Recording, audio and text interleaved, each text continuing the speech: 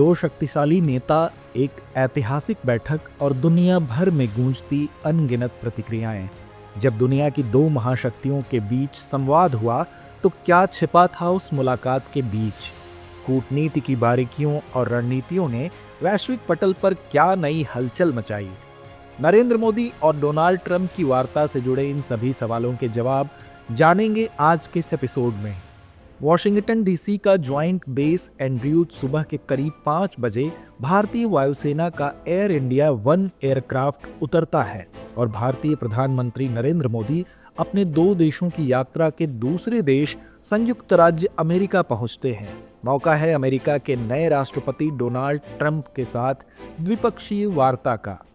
मौका है व्यापार, रक्षा, ऊर्जा, प्रौद्योगिकी और आपूर्ति श्रृंखला जैसे मुद्दों पर चर्चा का। मौका है अवैध भारतीयों के निष्कासन, ट्रंप की टैरिफ नीतियों पर भारत की प्रतिक्रिया का।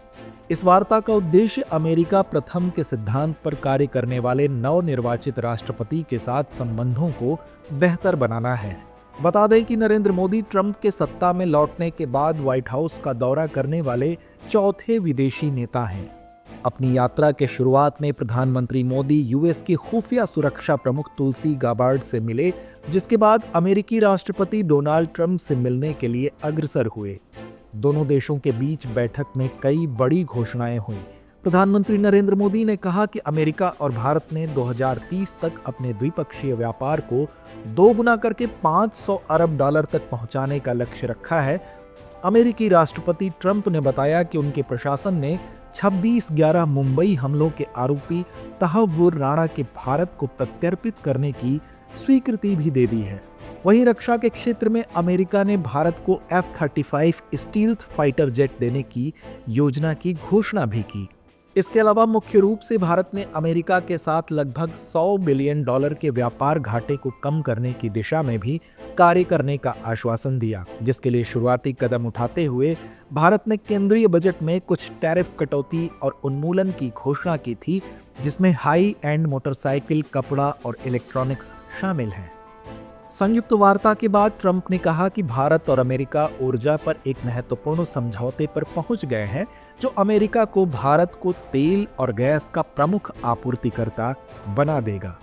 ट्रंप ने कहा कि भारत और अमेरिका IMEC यानी भारत मध्य पूर्व यूरोप आर्थिक गलियारा बनाने में मदद करने के लिए मिलकर काम करने पर सहमत हुए हैं, जो हमारे व्यापार और व्यापार भागीदारों के लिए एक महत्वपूर्ण कदम होगा।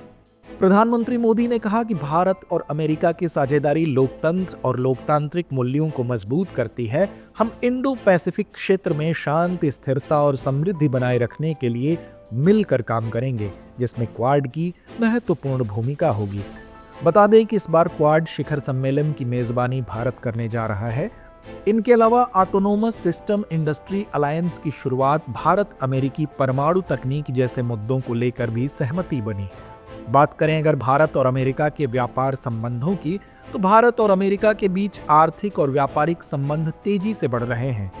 2022-23 में दोनों देशों के बीच द्विपक्षीय व्यापार $128.55 बिलियन तक पहुंच गया, जो पिछले साल 7.65% से अधिक है। भारत का अमेरिका को निर्यात $78.31 बिलियन रहा, जबकि आयात $50.24 बिलियन तक बढ़ा है। भारत और अमेरिका के बीच यह वार्ता दोनों देशों के बीच विकसित होते संबंधों में एक मील का पत्थर है। अब देखना दिलचस्प होगा कि इस मुलाकात का दोनों देशों के संबंधों पर क्या असर पड़ता है। क्या अमेरिका भारत के हितों को ध्यान में रखेगा या जैसे को तैसा वाली नीति के अनुसार ही व्यवहार करेगा? तो व्यूअर्स, चर्चा को यहीं विराम देते हैं और नोट करते हैं आज का सवाल। भारत और अमेरिका के बीच IMEC यानी भारत मध्य पूर्व यूरोप आर्थिक गलियारा बनाने की योजना के संदर्भ में यह भारत की वैश्विक व्यापार रणनीति और भू राजनीतिक स्थिति को किस प्रकार प्रभावित करेगा?